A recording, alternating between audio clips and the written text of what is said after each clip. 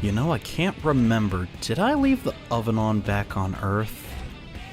Alright, I have amnesia. Hello everyone and welcome back to Let's Play Xenoblade Chronicles X. And in this episode, we're starting on the next chapter, Chapter 6. It's been a while since we've done the next story mission, so let's head to the barracks. Now that we've explored 25% of Noctilum, I've also completed the Affinity mission, A Friend in Need. We can finally get started on this, and unfortunately, for whatever reason, we're forced to use specific party members in this next mission. I don't like that. I wish I could mix it up more, guys. But unfortunately, despite the fact we've been leveling up Gwyn a lot and he's starting to really shape up into a fantastic samurai gunner, yeah, he has to leave because this game hates me.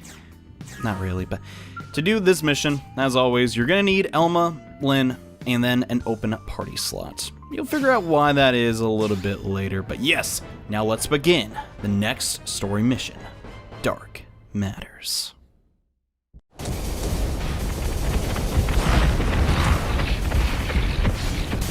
just stand there! Push back! We can't let them get close!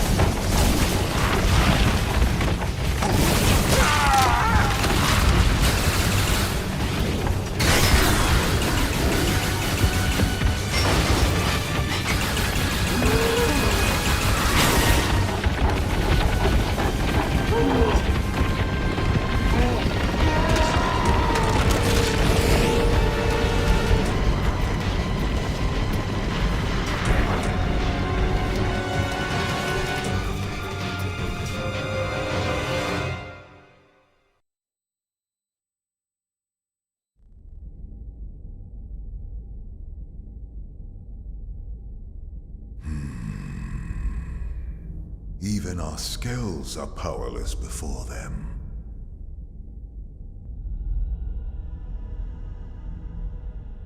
Continuing to persist here is meaningless. It will only serve to thin our ranks. After all this time, we've finally found a clue that may lead us to the Great One.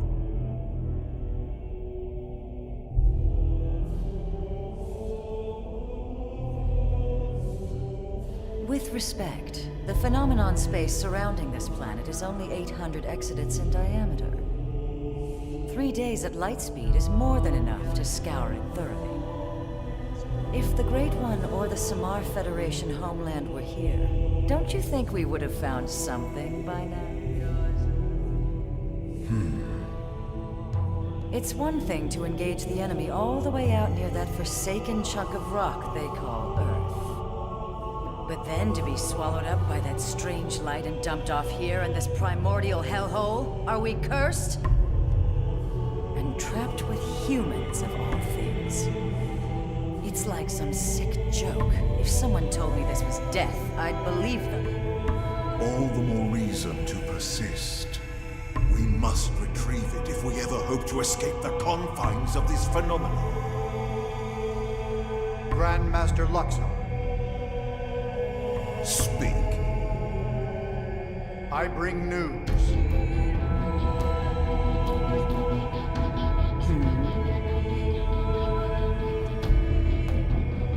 Really? And he can be trusted? Most interesting. Yes, a most interesting proposal indeed.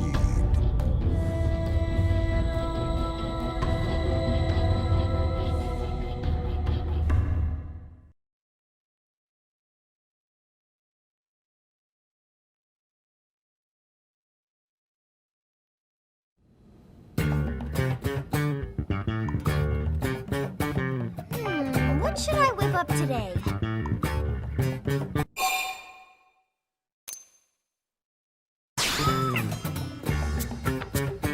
That is a great idea! Lindley! What is Lindley making? Beef braised in wine. Hey, Tatsu, why don't you relax and take a bath before dinner? Got one all ready for you. Tatsu loved the ice and hot bath before eating. If Lindley uses bath salts, color and smell is lovely, just like it. Huh? not bathtub. This is pot of boiling wine. Little Spud's smarter than he looks. I suppose I'm just gonna have to use regular old beef instead. Lily is not funny. Lily is not funny. Okay, everyone, let's eat.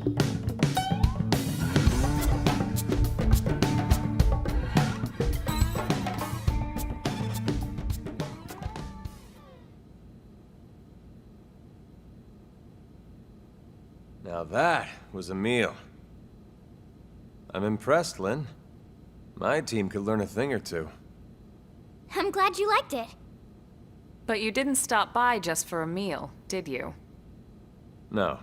You know me, Elma. It's about a job. It would seem to us the good sir would like to pick our brain. Of course, we will gladly let him in one ear and out the other. Almost, Elle. Almost that time.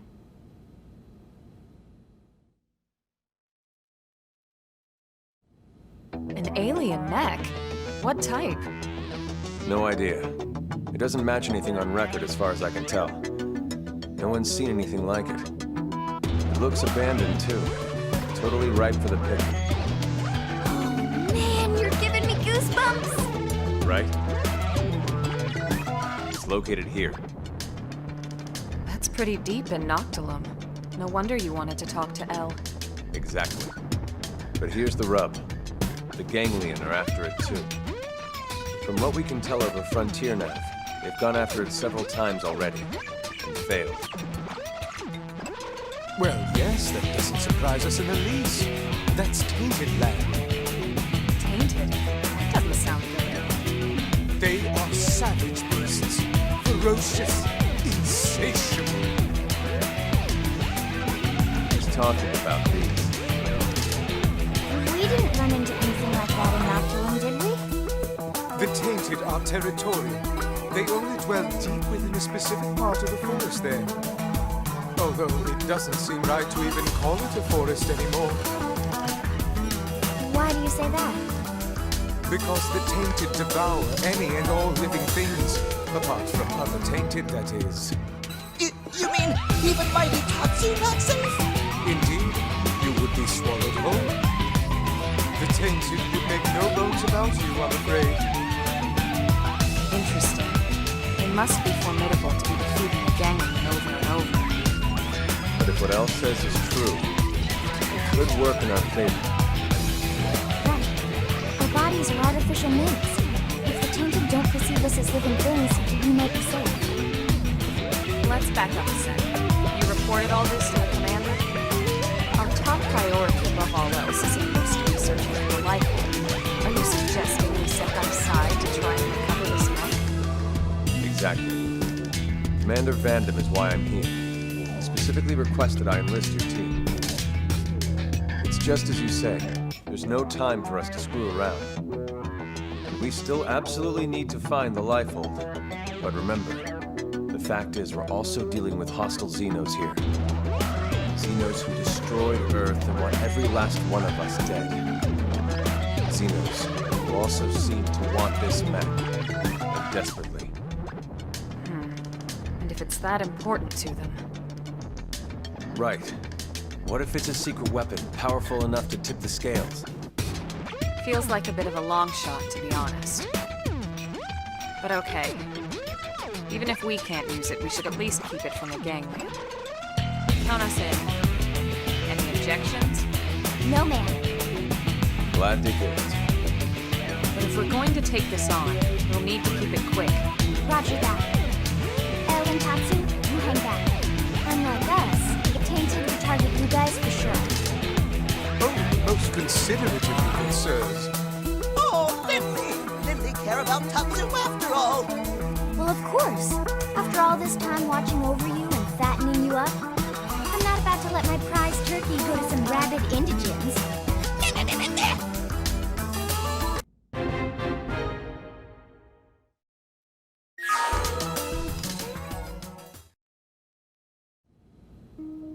Everybody set? Yes, sir. Ready to go. Someone's excited. Just doing my job. Speaking of which, It's pretty amazing you made White Whale crew at your age. You have family here? My mom and dad passed away. They didn't make it. That day? The attack on Earth? No, sir. It was before that. An accident. I'm sorry. It's okay. My parents were both design engineers who worked on the White Whale project. But there was a mishap with the primary engine test. Still, it's thanks to them and people like them that the rest of us are all still here, you know? They made the White Whale spaceworthy, so they didn't die in vain. At least, that's what I like to think. I see. So they gave you a spot on the White Whale to say thanks. Thanks to your parents for all their hard work. It's a debt I try to repay every day, helping out folks any way I can. Don't misunderstand, Lau. Lynn earned her spot on the crew like anyone else. It was her talent and determination that made it happen. Her parents' positions provided an environment for her to learn it, but that's it. Lynn got to where she is now entirely on her own. It's okay, Alma. No, she's right. Sometimes I talk before thinking. Sorry about that. Don't be silly. You don't need to apologize to me, sir. Now, shall we get going?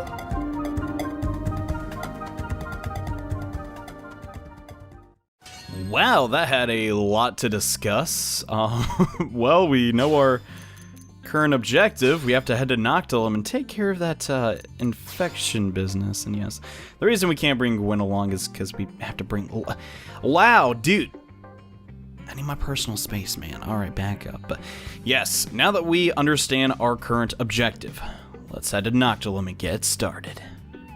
Simply warp to the farthest Frontier Nav site. As north as you have, there are other Frontier Nav sites other than the one I'm at directly, and we're gonna be getting them now. So for this mission, I kind of don't want to talk about what happened on the ship, you know, that because that information isn't necessarily available to our main characters, which is a storytelling element that I understand is used a lot in current fiction and stuff, but as far as Let's Play go, oh, giant sandworm. Hello. Well, not really sandworm. Those are in Oblivia, but giant worm. But yeah, I don't really want to discuss too heavily on that. But that Luxar guy, he has an odd-shaped tail. That's all I'll comment on that. But for the time being, yeah, there's some really odd indigens to the north of Noctilum, and we really need to check that out. But on the way, would Commander Vandam really be that upset with me if I came over here, took a little pit stop? You know, hey, we've been walking for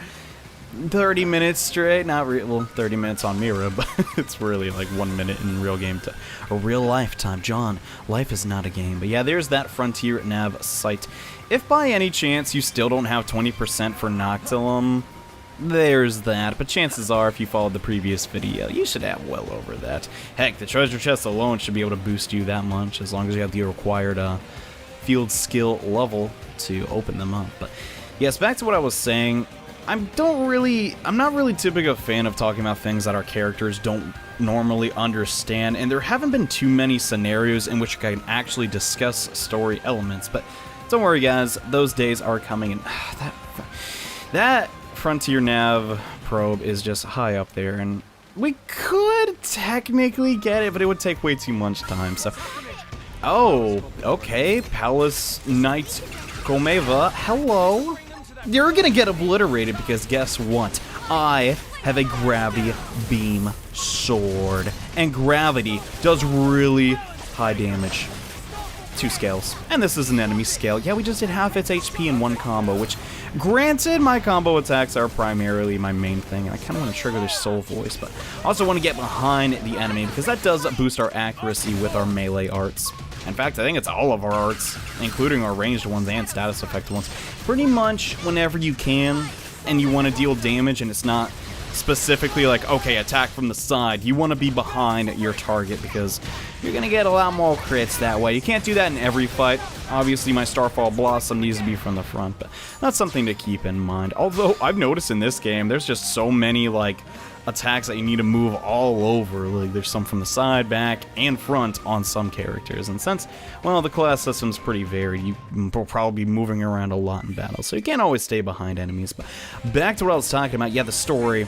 I have not played through the entirety of Xenoblade Chronicles yet, since I have been making these videos, and usually I have to just play a little bit, then go back and record the video. But I've still been wondering something since the very first cutscene. That scaled pilot that stopped, you know, the invasion early on, who do you think that was? And I believe, yes, that is where I need to go. I don't know. Personally, I feel like they're setting it up to be our main character, but I could be wrong. Please don't spoil anything. I mean, I understand some people are like, you're gonna get to the part anyways in the game. What's the point of not spoiling? And it's like, guys, come on, be cool about it. That's a really difficult thing about playing games like this sometimes when you're wanting to enjoy them, is like, sometimes people just are really trigger happy with it. But luckily this game is super long, so maybe there are a couple people out there who haven't played through it all yet, and as a result can't spoil it. But I do try my hardest to make sure nobody gets spoiled in the comments, and that is a really redundant thing to talk about. That's when you know you're pressed for commentary. Okay, not really. I'm just like making fun of my own videos, because ooh, we got a new skill, and I believe, yes, now that we are rank 5, if you were making a build even remotely similar to mine, which one do I want to ditch? I kind of want to keep Aura Assault, but I kind of don't. But Fast Forward is a fantastic skill, guys. I almost want to spend that, but I kind of don't at the same time. It is just ridiculous in combination with Supreme Sword. So if you trigger a lot of attacks, you're just going to go crazy. And also we're going to equip the skill that gives us more tension. We're gonna see why this is later on in the video. Actually, probably not in this video, probably in the next. But now our tension cap is 5k. So now we can almost overdrive twice a battle if we really needed to, which is gonna be very helpful versus some specific tyrants. Yeah, we'll get into that eventually. But yeah, right now I can already break the cap. So what Fast Forward does is every time I trigger a melee combo, the cooldown of my melee arts gets reduced. It is just ridiculous, guys. If you use a lot of melee arts, which chances are you should be doing since they're so strong, definitely pick up that skill if you are a Galactic Knight. I promise you, you'll be using it well into late game. But yes, we're still making our way closer and closer to our objective. Sadly, I can't really, I don't want to fight that thing because it's really high up there, and my ranged attacks aren't all that, but slowly but surely, we are making our way to our destination. Just a little bit more, and we'll almost be there. And can I just say, thank goodness we don't have Tatsu for this mission. He legitimately does nothing. I just realized how nice it is not to have him, dude. Holy crud. But, oh no, there's a split path. Which way do we go? Which way?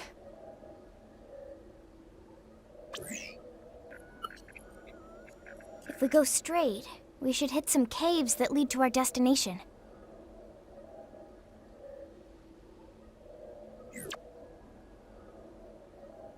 Okay then, let's go.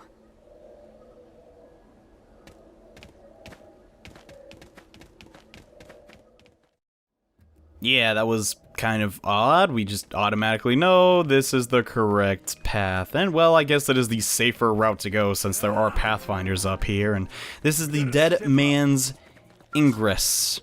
If someone could tell me what an ingress is, that would just be delightful. I assume it's something with geography. But for this next part, I highly recommend you do this during the day and also use Elma's just Shadowrunner. Trust me on this, you don't want to stay here because, yeah, there's really strong enemies. Luckily, if you come during the day, there will be this floating fly guy, and you can target onto him and use blood sacrifice. But all of the plants leading up to this next cave are hostile. It is super annoying, and sometimes you may use AoE arts and aggro the flies. It's not a fun time. Also not a fun time is that thing. It may just look like a little old tree, but it's not! You know what that is? That's a level 40 tyrant, and I'm gonna try and, like, not aggro it. Yeah, this thing will kill you a lot, but if you just hug this wall right... Oh, okay, I was kind of scared it would aggro, but if you just hug that wall, you can get into this cave, no problem. And this cave will take us to our next destination, but yet again, there's enemies that I frankly don't want to battle, so let's shadow run right through them. Their sights, enemies, they don't really matter, though. They're just kind of weird designs. I'm not sure exactly which species they are, but yeah, they're all over this cave, hanging on the ceiling and on the floor. Not fun, even though I'm pretty sure, yeah, there's just 2 of them. So in hindsight, yeah, it probably wasn't a bad idea to take those on, but man, I got stuff to do and places to go. Like getting to Dead Man's Gulch. Kind of an overused name for things in video games, in my opinion.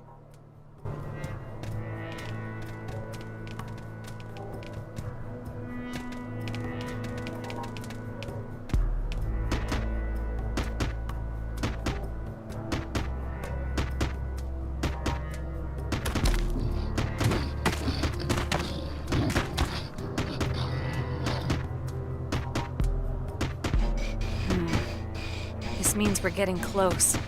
Yeah, it's just ahead.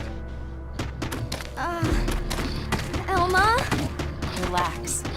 They won't bother us if we don't bother them. Yeah, I know what you mean, but...